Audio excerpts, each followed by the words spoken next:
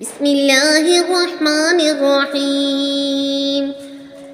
إن الدين عند الله الإسلام، وما اختلف الذين أوتوا الكتاب إلا من بعد ما جاءهم العلم بغيا بينهم، ومن يكفر بآيات الله فإن الله سريع الحساب.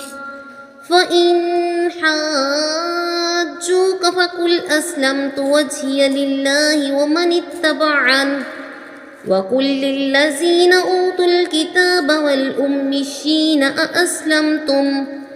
فإن أسلموا فقد اهتدوا، وإن تولوا فإنما عليك البلاغ، والله بصير بالعباد.